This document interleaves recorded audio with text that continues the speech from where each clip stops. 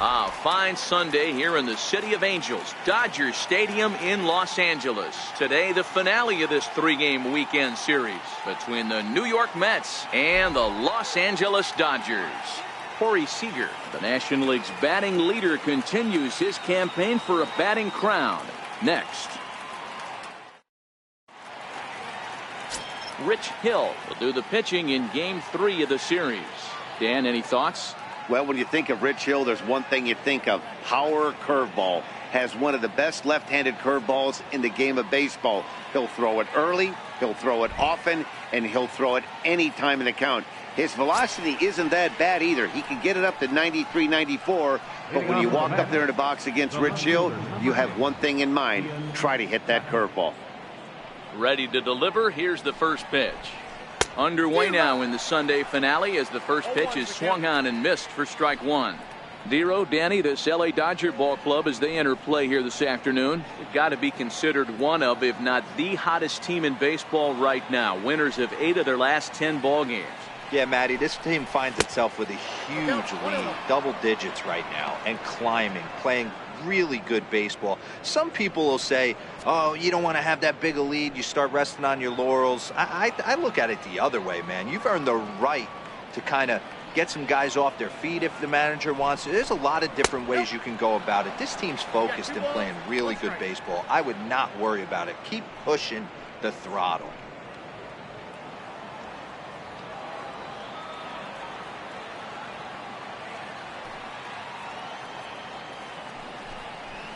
Hits this one hard the other way, and this will get through into right, and he's aboard with a single. So the leadoff man reaches base to start out the first. Out of second baseman, Eduardo Nunez. Digging in, Eduardo Nunez.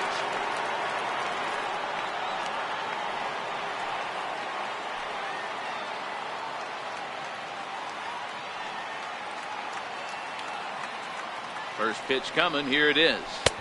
Almost a worm burner as he misses on a low fastball, ball one. And set up behind the plate is Ricky Holiday as you see the rest of our umpiring crew there. Yeah, Dan, we got Ricky Holiday behind the dish tonight.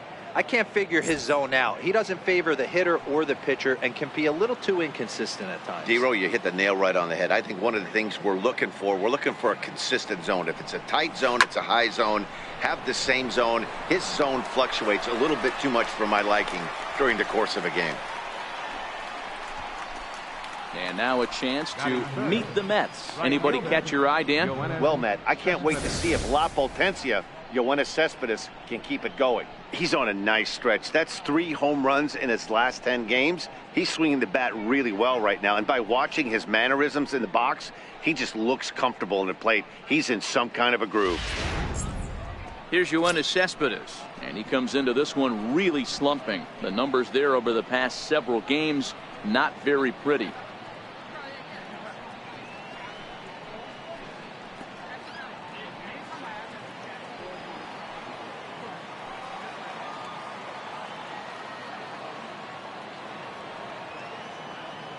He's set, and the pitch.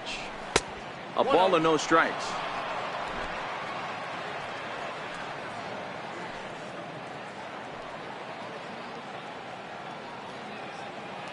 He's ready. Here's the 1-0. Goes the other way and sends it deep down the right field line. In trouble it is. It's down for extra bases. And they'll have runners at second and third following the 1-out double. When it left his bat, I thought it might squirt foul, but it hugged the line and found its way into the corner. Thought it might be a little bit closer play at second, but he cruised in there with relative ease.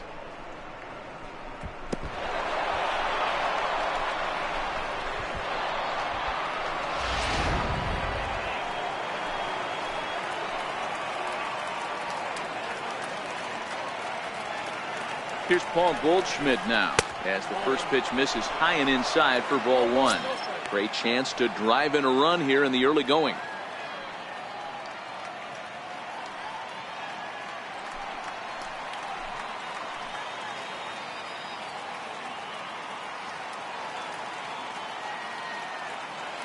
The 1-0 home is an off-speed pitch taken for a ball. And now on 2-0, you just can't lay a fastball in there, or he could make it 3-0 before you know it. It's all about limiting the damage in this situation.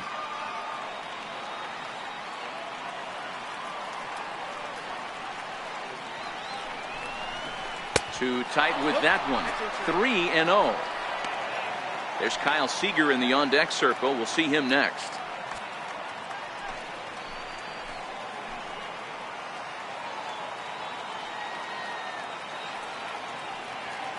Here it is, the 3-0.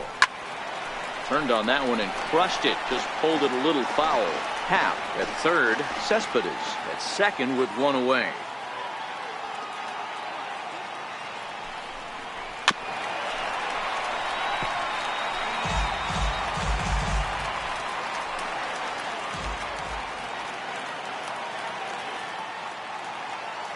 Now the payoff pitch home.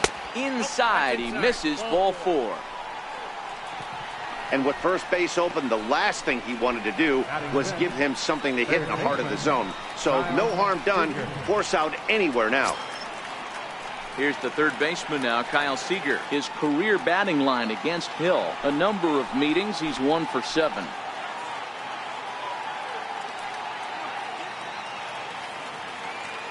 Here comes the first pitch. Fought off at the plate as it's chopped foul. Bases are loaded with only one out.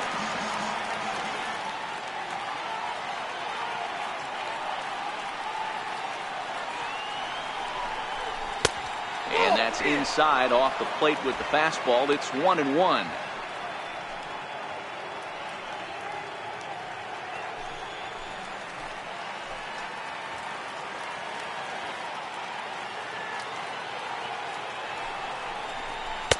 Up and in on the hands. It's 2 balls and a strike. Well, when the pressure starts to intensify, it often feels like the strike zone gets harder and harder to hit. This is a big spot here.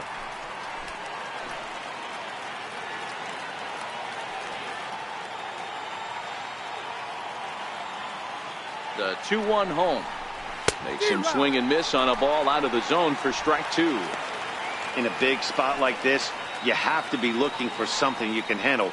That pitch bunched him up completely, so I think he's trying to do a little bit too much right now.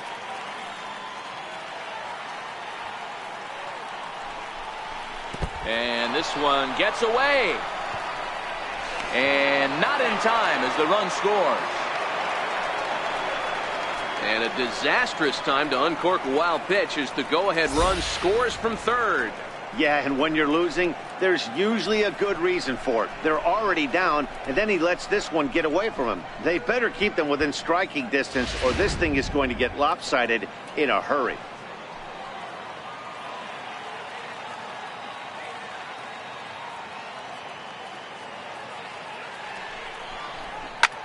He pulls this one into right. And that gets over the wall now, but both runners will score anyway. There's an interesting play right there. Base open, they elect to pitch to him, and what does he do? He hits a ground rule double, which forces the run from second and third to come in to score. And that'll bring in the former top prospect, Amed Rosario. And the home-away splits tell us he's actually quite a bit better hitting on the road than he is at home.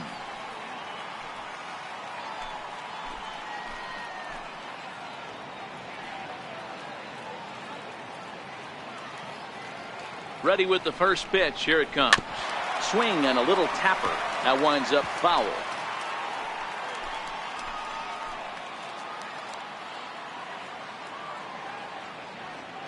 The 0-1 on its way. Here's a fastball that crowds him a bit, and it's 1-1.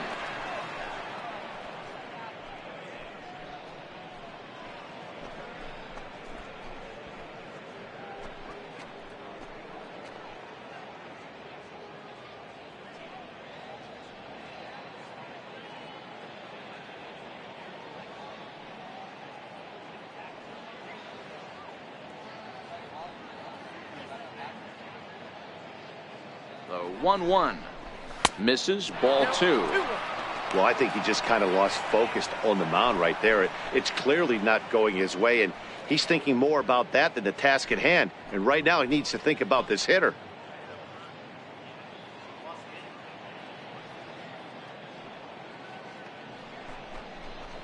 to 2-2 now. Sure took a healthy hack that time. Yeah, and I don't understand that approach at all, Matty. He's not really known for having a whole lot of pop in his bat, but he is known for having really good speed. So personally, I'd much rather see him with a controlled swing and try to put the ball in play. And that one never threatened the zone. It's gone full now to 3-2. Looked like he tried to elevate a fastball on that 2-2 pitch there, but kind of overdid it. With a pitch that high, it's pretty easy to lay off if you're the hitter.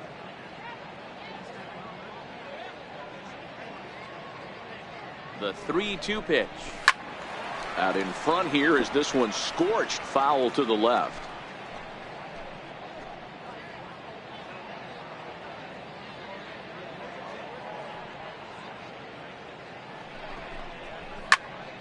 Popped him up. Rendon over to his left, and he brings it in for the second out of the inning. Batting 7th, center fielder. Now at the plate, Kyle Lewis. And the Mets with an opportunity for more damage here in the first.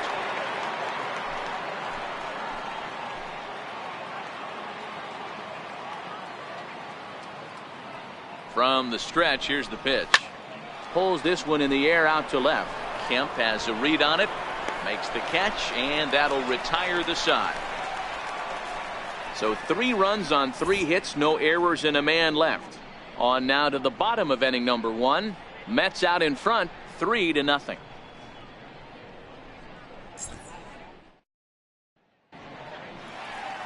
Steven Matz gets the ball in game 3 of the series.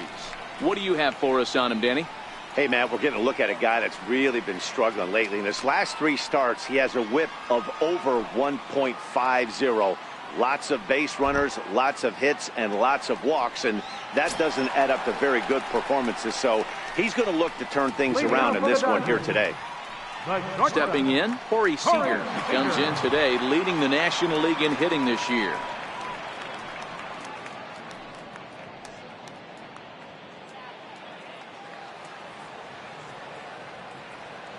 Here comes the first pitch. There's a knee-high pitch that catches the zone. These Mets fellas, as they take the field here today, boy, the last few weeks have not been kind to them, to say the least, as they're working on trying to end a double-digit losing streak. Yeah, Matty, if they're going to find any way to dig themselves out of this current losing streak, then they're going to have to downshift a little bit. Do the little things right. Play fundamentally sound. Play good defense. Turn double plays. Don't give the other team extra outs. And then somebody hit a gapper in a big spot and let everybody relax a little bit.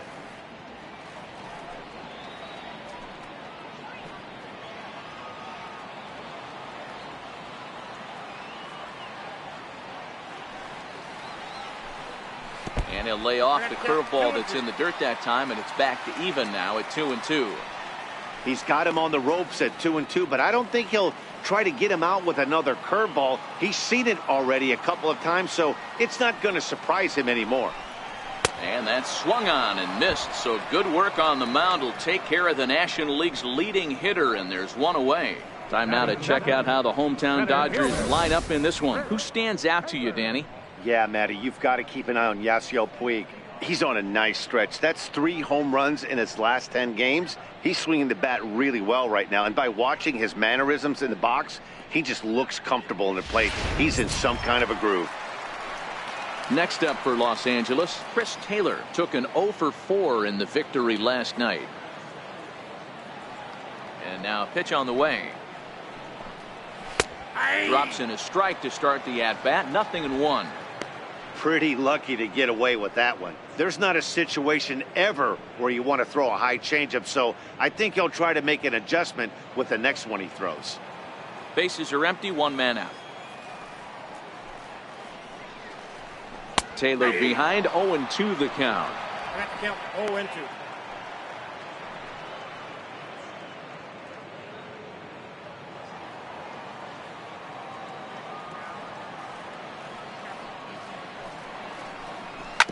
Bounce it to the left side. Seager fields it cleanly. And there are 2 away now. Batting third, second baseman, Set to go now, Anthony Rendon, as he's been in a pretty good stretch over the last 10 or so ball games.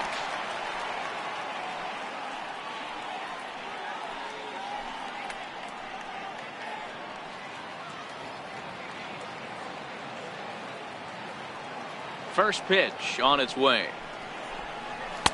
Takes a look down at the knees for a strike.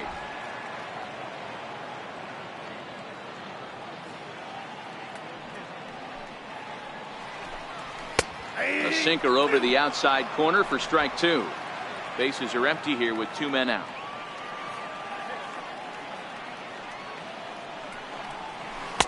And a curveball that started low and broke lower. Ball one.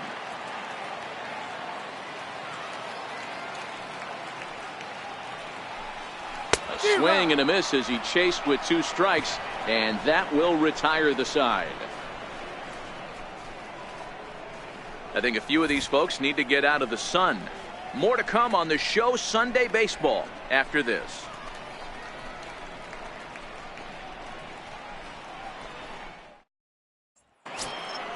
And here's the catcher, Kevin Plawecki. His career batting line against Hill. He's a .333 hitter.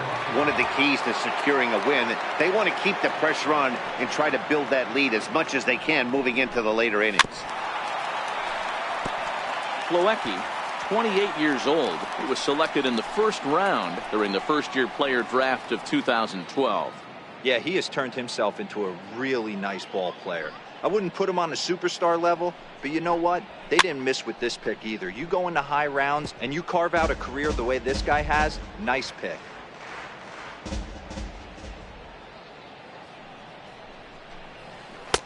And he just misses with a curveball. Tried to backdoor him and lock him up with a curveball right there. Pretty good pitch, but he didn't quite get it to come back all the way to the corner. That's tough to do for most guys. The 1-2 is a swing and a miss. That's strike 3. Hey, let's take a look at the Dodgers on defense. The guy I want to spot shadow today is Cody Bellinger. Versatility is his game. The bat plays no matter where he hits in a lineup, but a guy who can play Gold Glove first base and move to the outfield.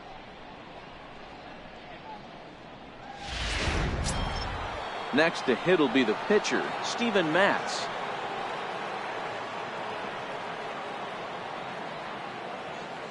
First pitch of the at-bat on its way. And this one's nowhere close as that bounces to the plate for ball one. 1 out, nobody on. Behind at the plate with a ball and 2 strikes. Pretty late with the swing there. As a pitcher, you have to recognize that and keep coming in with the hard stuff until he proves he can hit it.